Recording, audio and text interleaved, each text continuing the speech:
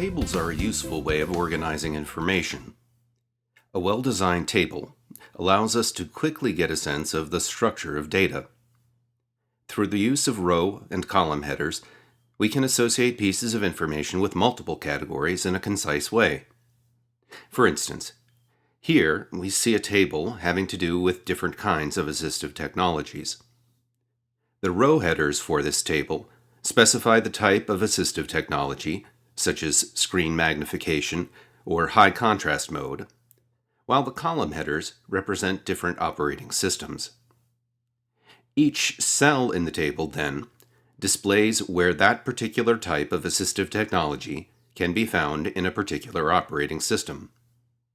For instance, if I wanted to know where I could find screen reading software on an iOS device, then once I'd familiarized myself with the way the table was organized, I could quickly scan over to the column header for iOS, and then scan down until I find the cell that is associated with the row header, screen reading. So here, I see that the screen reader for iOS is VoiceOver, which is found in the accessibility settings. While a well-structured table makes it easier for sighted users to find the information they need, it is even more useful for people who are blind or low vision, who might actually be using screen reading software. Because without proper structure, it is much easier for them to lose their place in the data. Let me demonstrate by using the macOS screen reader VoiceOver to navigate the table. The first thing VoiceOver will do upon loading is read the page title. VoiceOver on Safari. Table headers. Example. RCE examples window. I'm going to use the keyboard shortcut Control-Option-Command-H to jump directly to the main page heading. Heading level 1. Table headers. Example. Then, I press Control-Option-Right arrow to read the next line, which describes the purpose and structure of the table. Where to find different kinds of assistive technologies, AT, on different operating systems, OS, with row headers being the AT, and column headers being the OS. Pressing Control-Option-Right arrow again brings me to the table. Assistive Technologies Matrix Table 5 columns, 6 rows. Notice that VoiceOver reads the table caption and gives me some useful cues about the size of the table. Since I'd been told the row headers contain the different kinds of assistive technologies, I'm going to navigate down through each row header by repeatedly pressing Control-Option-Down arrow until I get to the one I'm interested in, screen reading. Blank, column 1 of 5, row 2 of 6, magnification. Notice the useful cues I get about where I am in the table as I navigate from cell to cell. Row 3 of 6, high contrast. Row 4 of 6, text-to-speech. Row 5 of 6, screen reading. Ah, there's what I'm interested in, screen reading software. Now, my goal was to discover where I can find the screen reader on iOS devices. From the description of the table I read before, it said that the column headers specified the operating system, so I can assume that if I now navigate to the right in the table by pressing Control-Option-Right arrow, I should eventually get to the cell for iOS. I'm going to do that now, and I want you to pay attention to what the screen reader says before it reads the contents of each cell. macOS. Accessibility right arrow VoiceOver, column 2 of 5. Notice that it voiced the column header before it read the contents of the cell. This is really useful because now I'll know when I've reached the cell I'm interested in. Let's keep going until we get there. Windows. Ease of access right arrow narrator, column 3 of 5. iOS. Accessibility right arrow VoiceOver, column 4 of 5. Great. I've got the information I need. Now, if I wanted to, I could explore the table a bit to see what else is in there. I'm going to go up one cell in the table by pressing Control-Option-Up arrow, and I want you to make note of what it says before it announces the contents of the cell. Row 4 of 6, text-to-speech. Accessibility right arrow, spoken content. It told us the number of the row we just entered and said the name of the row header before it read the contents of the cell.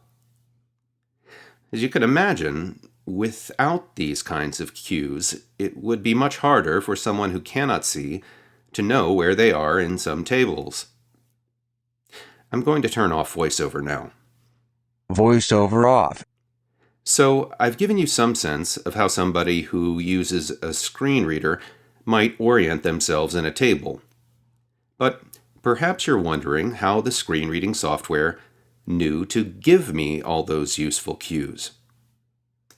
In this case, it knew because I had used the tools available to me in Canvas's rich content editor to make the table and to indicate what cells I wanted to serve as row and column headers.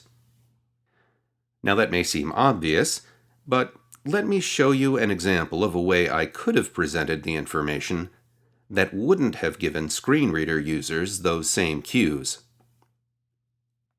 Here, we have what looks like a table, but I haven't indicated programmatically that it is a table in any way that a screen reader can hook into.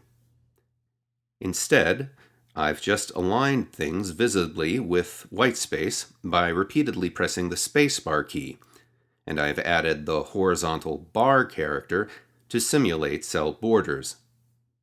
I can show you by deleting a few characters. See?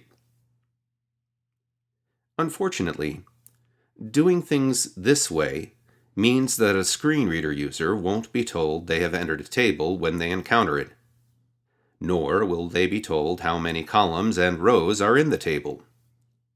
They won't be able to move between cells either, but instead will have to read things line by line in order. They will also be given no cue indicating where they are in this supposed table as content is read to them. It's just a horrible user experience.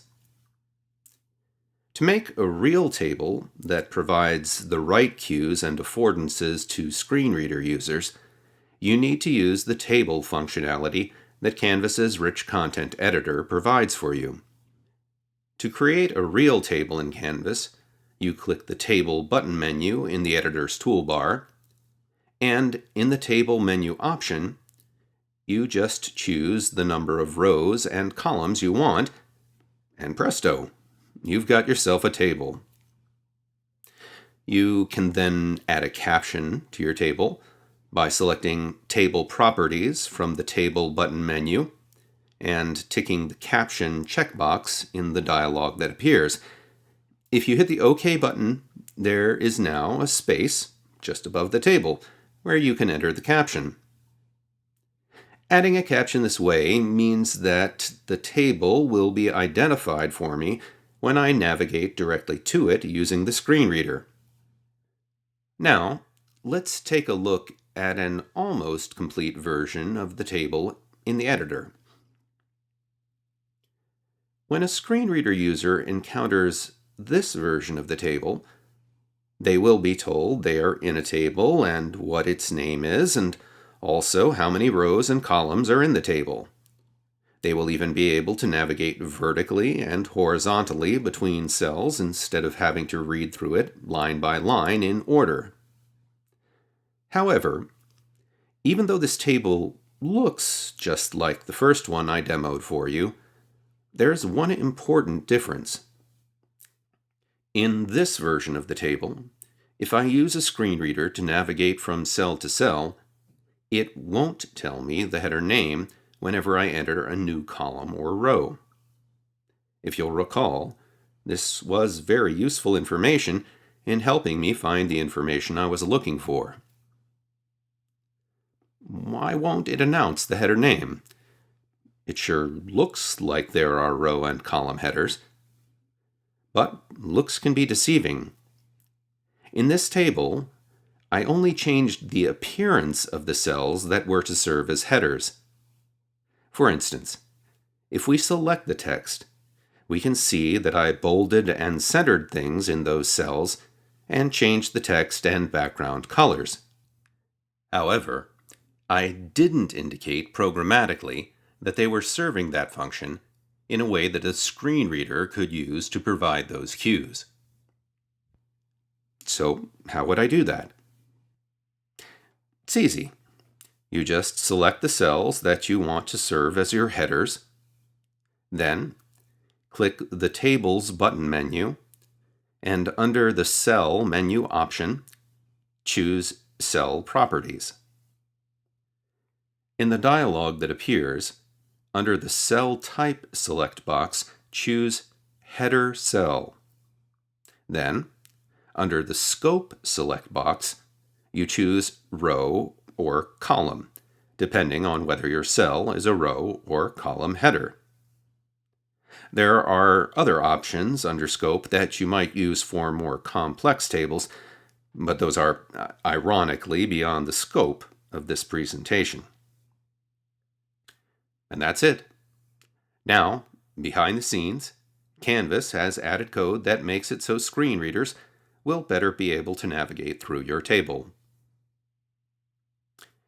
Even though it's not difficult to fix, it can be easy to forget that this is something you need to do. Fortunately, if you can just remember to always run the Check Accessibility wizard on your content, it will remind you. Let me demonstrate. I'm going to press Command-Z to undo the fixes I just made. Now, if I click the Check Accessibility button in the editor's toolbar, the Accessibility Checker sidebar slides in, and it lets me know that tables should include at least one header. Under the Set Table Header select box, I can choose to set a header row, a header column, or both. I'm going to choose header row and column and click the Apply button. Hooray! Let's have a party! Now that I've made this change, no accessibility issues were detected.